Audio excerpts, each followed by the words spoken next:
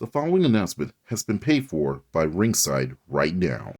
Speaking of predictions, a while back when we were discussing Backlash, I believe it was, I gave a scenario where Jacob was going to end up acknowledging Roman and joining the bloodline. Previously on Ringside right now. So here's what I think is going to happen. Jacob's going to come back next week and says, yes, I do want to fight you. And Roman's going to accept. And they're going to go out and they're going to have a banger of a match. And Jacob's going to come maybe that close to getting it, but not quite. And he's going to be feeling disappointed at the end. And Roman is going to step up. He's going to stand up and walk towards him. And he's going to hold his hand out. He's going to hold his hand out. Jacob's going to take it. He's going to lift him up. And Jacob is going to acknowledge him.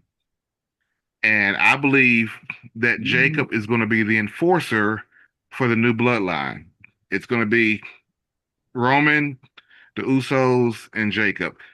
And ta-da, look what we have. You were right. You were right. It didn't happen the way I predicted it would, but it did happen. So my question is, do we think Jacob's going to fall in line and join the bloodline and be all in with the family, or is he in begrudgingly? Because the way Roman kind of presented it, hey, your family, I love you, it seems sincere.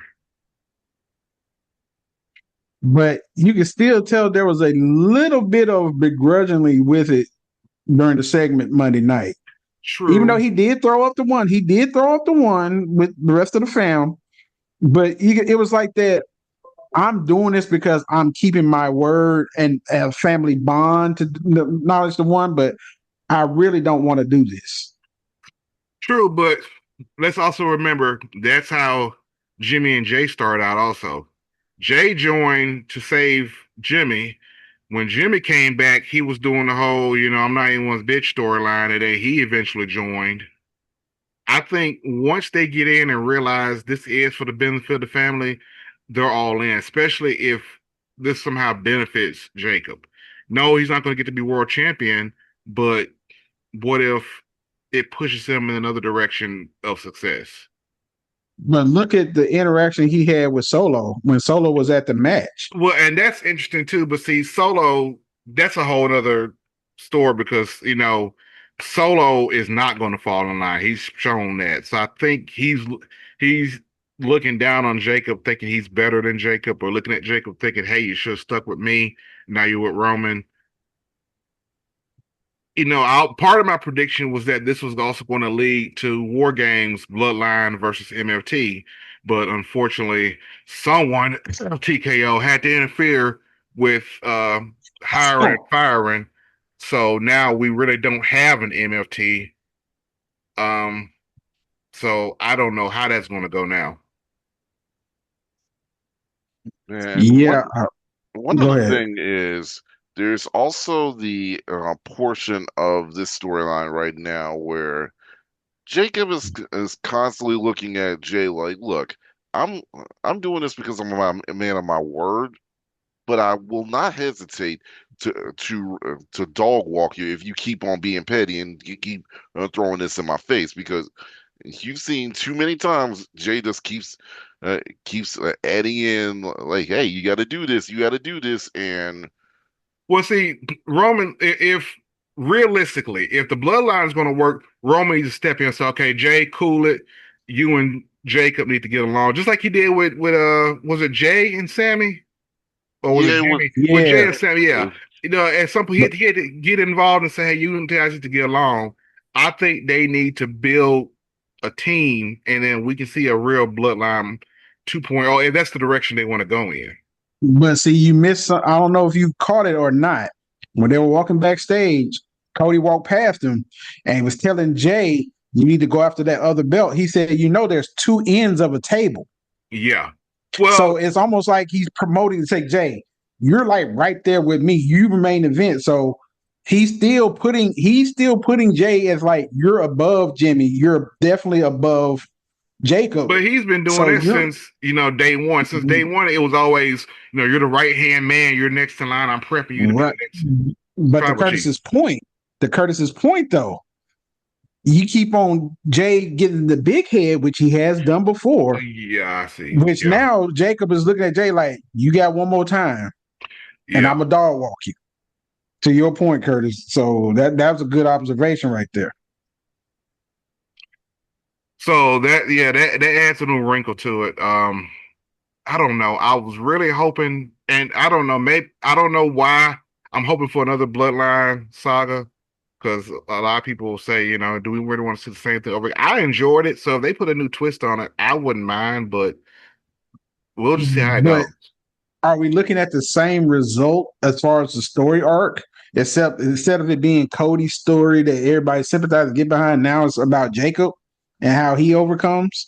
So if that's the case, we've same song, different verse type deal. And then I guess the other question is, are they faces or heels? Because with the Bloodline, they were definite heels, and they were the faction to beat. They were the NWO or the DX or the Horsemen. Now we don't really know where they fit in because it's they're cheering for them and they're booing them, and they're kind of like in between, So I don't know where they fit in. So I mean, the thing is, and now that saga is over in the sense of Jacob chasing the title, what now for Roman? You know what I'm saying? It's like Roman, there's no storyline for Roman now. Nothing. I mean, unless LA Knight steps in and they go full force with that. Yeah, which means that he would either have to cost Jay the match, but they're both in the bracket together for King of the Ring. I mean, something would have to take off to where like maybe Jimmy or Jacob comes down to interfere with the match to keep LA Knight from winning, which is going to lead now Knight going on a rampage to go after the Bloodline. So I think we need to wait till that match happens, and then I think we'll start to see a clearer picture. I think we're jumping too far ahead without seeing how this next match is going to go first. Yeah, so we'll definitely, and after that match, I'm pretty sure we'll definitely have a better idea on where things are going. But of course, it'll still leave us with some questions going forward. Yeah. Well, I mean, just a couple of results that happened Saturday night, Sunday night, Sunday afternoon, I should say, has shown that it's not the traditional storyline that you think as far as the booking going on. And now it leans to, is this still TKO booking this, or is it Triple H finally getting a foothold to kind of get his long-term booking in place? I think it's Triple H booking because we don't see Jelly Roll. Definitely. You know what? We did not see any celebrities. You're right. We did not see any celebrities. All the celebrities were in the crowd. They were most Italian celebrities. We hadn't had any celebrities at Saturday Night's Main Event. Other than Santino. Santino is not Italian. Hey, it's still real to me, damn it. He's Italian. Oh my god. It's still real to me, damn it. But I mean, I think we're starting. As long as if we don't have any celebrities at SummerSlam, then we're seeing real Triple H booking, and we can actually start to get some progress made. No celebrities in the ring. You're gonna in the ring, yeah. In the ring. No, so you're gonna because with it being one of the big four, you're still going to get celebrities, but just keep them in the crowd. I have. I mean, other than Yachty's at ringside, be there. I mean, Yachty's at ringside with Trick, so I mean, other than that, as long as he doesn't, actually wrestle. Yeah. I know I hate to say this. I hope Yachty is like recording an album or is on tour with SummerSlam come around just so he won't be there. Yeah, they got to find a way to take him out or something. I mean, I don't know how long this Yachty thing. Leading up to WrestleMania, it was cool, but they're still doing it, and I don't really know why. And to me, it'd been different if it was a Yachty song that Trick was coming out to, and he was constantly around. But it's not even a Yachty song. So, I mean, does he add to the angle? Does he add to Trick? No. Trick doesn't need a manager. No. Even if with a remix of the song per se, I'm not sure we need that, but yeah. So I don't. He's just there. Yeah. Right. Yeah. So I'm hoping this is Triple H all the way, but we've seen in the past where we thought something was Triple H, then at the end it's like, oh, there go TKO. Hey, it could be worse. We could have Travis Scott. Oh my God. Oh, what? He's going around busting. He's busting eardrums because he don't know how to throw a punch. Don't even get me started. I mean, just swinging. I'm like, dude, this ain't the streets. This is a wrestling ring. They didn't tell you this stuff was work. But you're supposedly a fan, though. Exactly. But anyway, I don't know. Let's just hope that this is the right chef cooking this meal so we can all enjoy it.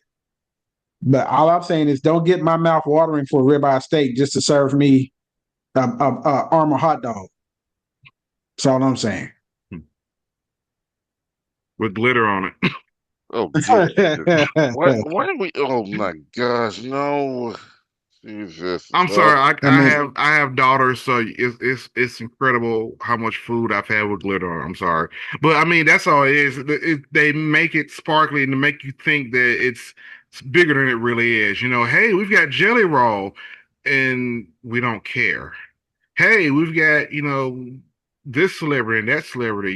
Hey, Pat McAfee's back. Glitter. We don't care though. It's still Pat McAfee. Man, that's not glitter. Pat McAfee coming back is not glitter. That is straight doo-doo. Oh, Lord. That is straight number 2. They thought it was glitter. Keep him on commentary. If he's on commentary, that's one thing. No, at this point, I don't even want to see him anymore. If he had come back on commentary and was the old Pat McAfee and was not involved in the match, I would have been excited. Great, awesome, cool. But after that put a bad taste in my mouth where I don't want to see Pat McAfee ever again, even his own commentary. And I like Pat McAfee on commentary. I rooted for him when he fought Gunther, but I don't want to see him anymore after WrestleMania. Now after that, they just put a bad taste in my mouth. If